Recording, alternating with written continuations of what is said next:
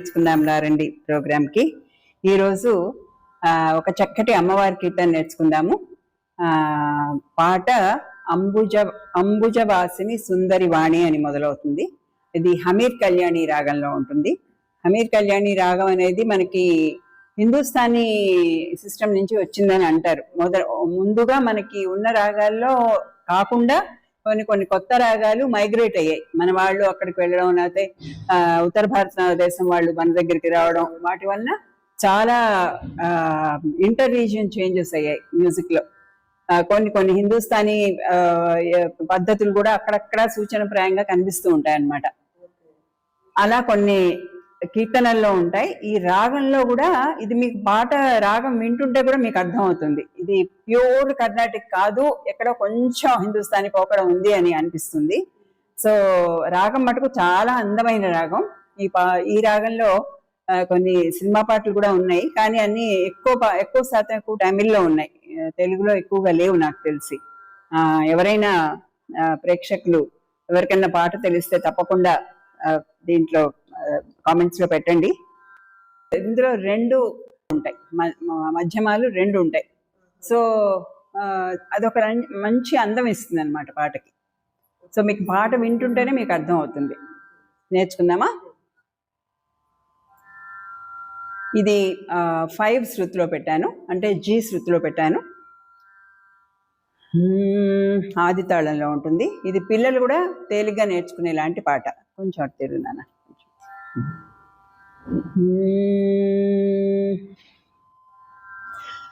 అంబుజవాసిని సుందరి వాణి, అంబుజవాసిని సుందరి వాణి, సరస్వతి దేవి నమోస్తుతే, సరస్వతి దేవి నమోస్తుతే. అంబుజవాసిని సుందరి వాణి, అంబుజవాసిని సుందరి వాణి, సరస్వతి దేవి నమోస్తుతే, సరస్వతి దేవి నమోస్తుతే. అంబుజవాసిని సుందరి వాణి, అంబుజవాసిని సుందరి వాణి. ఇది పల్లవి. 2 సార్లు పాడి మూడోసారి ఫస్ట్ లైన్ ఒకటి పాడి ఆపుతాం అన్నమాట. ఇప్పుడు ఫస్ట్ చరణం.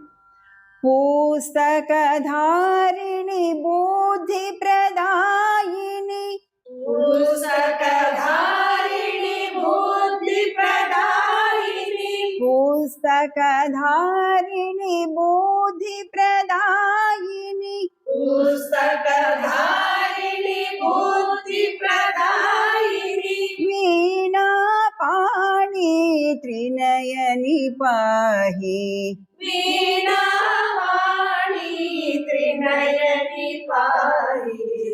కొంచెం వేరుగా పాడుతున్నారు.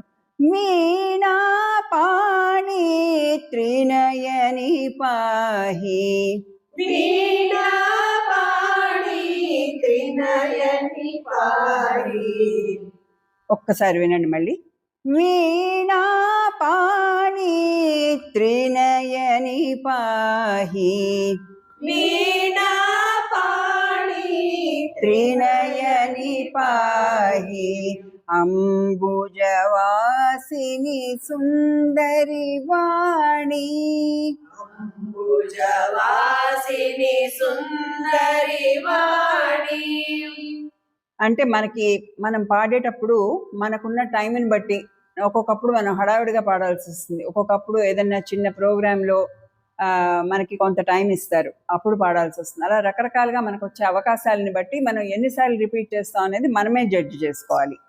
మామూలుగా చరణం అయిన తర్వాత పల్లవి మొత్తం పాడి మళ్ళీ అంబుజవాసిని సుందరివాణి దగ్గర ఆపితే బాగుంటుంది, అందంగా ఉంటుంది. కానీ ఒక్కొక్కప్పుడు మనకున్న టైం దానికి సరిపోకపోవచ్చు.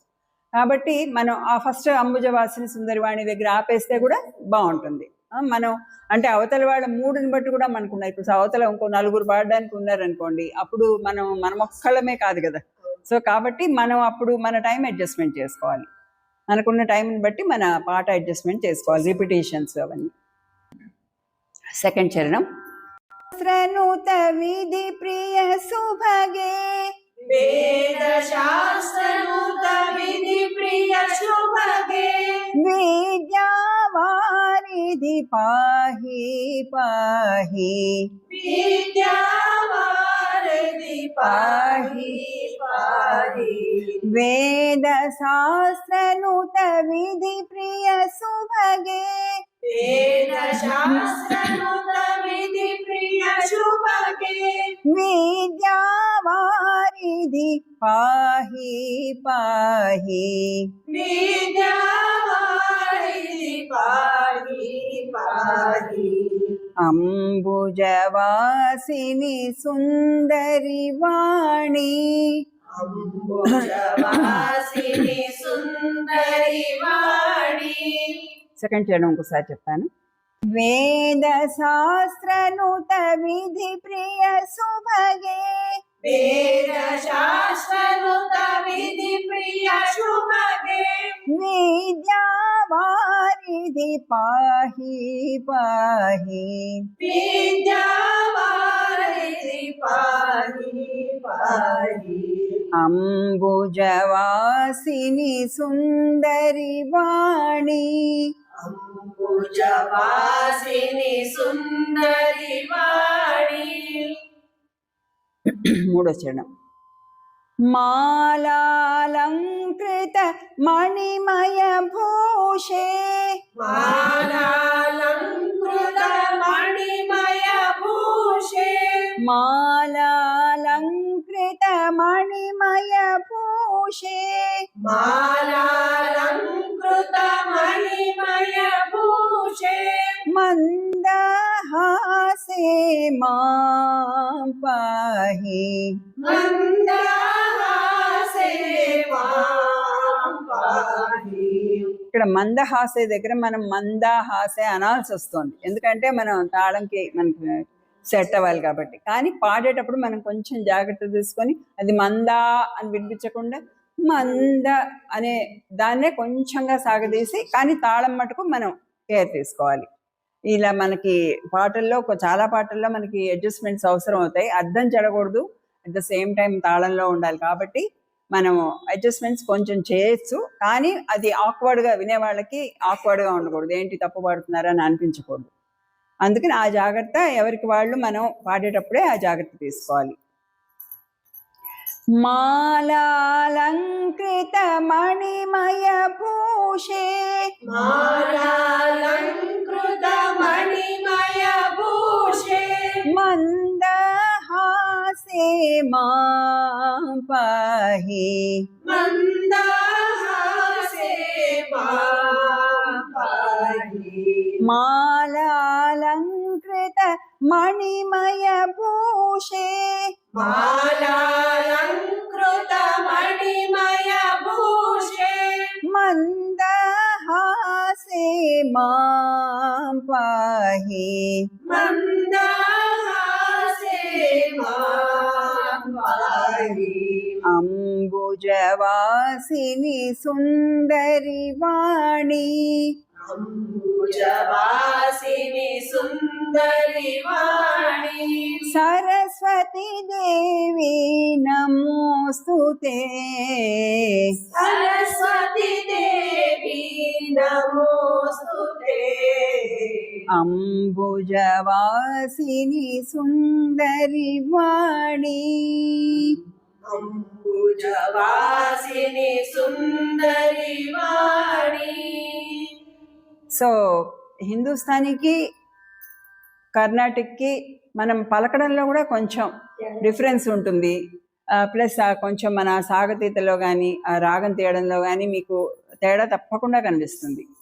ఇప్పుడు ఇది మనం కర్ణాటకలో పాడితే అంబుజవాసిని సుందరి వాణి అలా నొక్కి కొంచెం గమకంతో పాడతాం. అదే హిందుస్థానీలో పాడినప్పుడు కొంచెం అంబుజవాసిని సుందరి వాణి, ఎందుకంటే మొత్తం ఉన్నది సాంస్క్రిట్ లాంగ్వేజే, మనకి అప్లికబులే, హిందుస్థానీకి కూడా అప్లికబులే, కాబట్టి భావం ఏమీ చెడదు. భావం చెడకుండానే పాడతాం. కానీ మీరు ఆ పలుకు తీరులోనే మీకు అది హిందుస్థానీ పద్ధతిలో పాడుతున్నామా కర్ణాటకలో పాడుతున్నా ఎవరు అంటే వాళ్ళ బ్యాక్గ్రౌండ్ ఏంటని తెలిసిపోతుంది. వీళ్ళు హిందుస్థానీ నేర్చుకుంటున్నారా, గమకం లేకుండా సాగతీయడం గమకం లేకుండా చాలా లైట్ గా పాడతారు. హిందుస్థానీకి గమకం అవసరం లేదు. కర్ణాటకలో గమకం లేకుండా అసలు కర్ణాటక లేదు. గమకం లేకుండా కర్ణాటక గమక ప్రాధాన్యమైన సంగీతం కర్ణాటక. ఎందుకంటే ఎంత బరువు పెట్టి పాడితే అంత బాగా, అంటే అసమానం ఊరికే అనవసరమైన చోట్ల పెట్టమని కాదు, బట్ బరువు అనేది బిల్ట్ ఇన్ అనమాట. తాళం ఉంటుంది, తాళం మెయింటైన్ చేయాలి. కానీ గమకం అనేది మీకు ఇన్బిల్ట్ అనమాట. కర్ణాటక మ్యూజిక్ లో గమకం అనేది కంపల్సరీ. అసలు గమకం ఉంటేనే మీకు కొన్ని రాగాలు అయితే అసలు తోడి ఇలాంటి రాగాలు మీరు గమకం లేకుండా అసలు మనం ఊహించలేం, పాడలేం అసలు. అది కరెక్ట్ రాగమే రాదు. కానీ హిందుస్థానీకి వచ్చేసరికి మీకు వాయిస్ ఫ్లెక్సిబిలిటీ బాగుంటుంది. అందుకే చాలా మంది సింగర్స్ కర్ణాటక నేర్చుకున్న వాళ్ళు కూడా హిందుస్థానీ కూడా నేర్చుకుంటారు. ఎందుకంటే నీకు హిందుస్థానీలో ఫ్లెక్సిబిలిటీ, వాయిస్ కింద నుంచి పైకి నువ్వు వాయిస్ లో బలం పెట్టక్కర్లేదు కాబట్టి ఫ్రీ ఫ్లో ఉంటుంది అన్నమాట. ఫ్రీ ఫ్లో ఉంటుంది. అందుకని హిందుస్థానీ కూడా నేర్చుకుంటారు. అది కూడా నేర్చుకుంటే అప్పుడు వాళ్ళు మంచి ఆర్టిస్టులు అవుతారు అనమాట రెండిట్లో. కానీ ఒకటి మనం తెలుసుకోవాల్సింది ఏంటంటే ఏది పాడినప్పుడు ఆ పద్ధతిలో పాడాలి. ఇప్పుడు కొంతమంది మీరు వినుంటే గనక పెద్ద పెద్ద సింగర్స్, వాళ్ళు పెద్ద కర్ణాటక సింగర్స్ అయి ఉంటారు. కానీ లైట్ మ్యూజిక్ పాడమంటే మటుకు కొంచెం తెలిసిపోతుంది వాళ్ళు బ్యాక్గ్రౌండ్ ఈజ్ ఫ్రమ్ కర్ణాటక అని చెప్పి తెలిసిపోతుంది. రెండూ పాడగలిగిన వాళ్ళు చాలా గొప్ప సింగర్స్ ఉన్నారు మనకి. లీల గారు, బాలమురళి గారు, వీళ్ళంతా ఏంటో సినిమా పాట పాడితే సినిమా పాట అంతా లైట్ గా చక్కగా ఉంటుంది. అదే క్లాసికల్ పాడితే అసలు టోటలీ డిఫరెంట్ గా ఉంటుంది. సో మనం పాట పాడే ఏం పాడుతున్నాం దాన్ని బట్టి మనం పాట పాడే పద్ధతి కూడా కొంచెంగా మార్చుకోవాలి. లైట్ మ్యూజిక్ పాడుతున్నప్పుడు భావం ఎక్కువ, భావ ప్రాధాన్యం కాబట్టి భావం ఎక్కువ కనిపించాలి. దీంట్లో కూడా భావం కనిపించాలి, కానీ బేసిక్గా మనకి శాస్త్రీయత ఎక్కువ ఉండాలన్నమాట హిందుస్థానీలో కానీ కర్ణాటకలో కానీ. సో ఆ కేర్ మనం తీసుకోవాలి. ప్రాక్టీస్ చేసుకునేటప్పుడే అట్లా ఆ విధంగా ప్రాక్టీస్ చేసుకోవాలి. మేడం నాకు ఐడియా వచ్చింది ఏంటంటే ఇది హమ్కో మనకి శక్తి దేనా పాట ఉంది కదా, ప్లస్ ఉషా పరిణయంలో శివ మహాదేవ శంభో. అవునా, ఆ పాట నేను వినలేదు. First line same. Okay okay okay. అలాగే మన ప్రేక్షకులు కూడా కొంతమంది ఎవరన్నా మంచి మంచి పాటలు తెలిస్తే, మంచి హిందీ కానీ తెలుగు కానీ సాంగ్స్ తెలిస్తే తప్పకుండా కామెంట్ చేయండి. ఈ రాగంలో ఏ పాటలు ఉన్నాయని మీరు అనుకుంటున్నారు తప్పకుండా కామెంట్ చేయండి. ఇప్పుడు మొత్తం ఒకసారి పాడదామా పాట?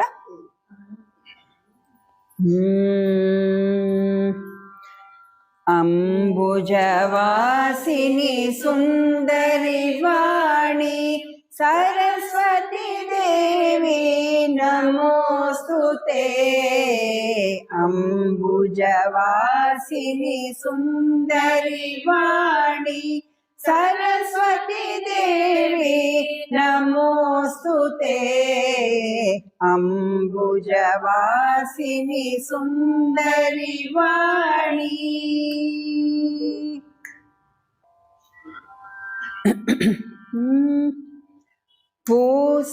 పుస్తకధారిణి బుద్ధి ప్రదాయిని వీణా పాణి త్రినయని పాహి. పుస్తకధారిణి బుద్ధి ప్రదాయిని వీణా పాణి త్రినయని పాహి. అంబుజవాసిని సుందరి వాణి. వేద శాస్త్రనుత విధి ప్రియ సుభగే నిజవారిధి పాహి పాహి. వేద శాస్త్రనుత విధి ప్రియ సుభగే విద్యావారిధి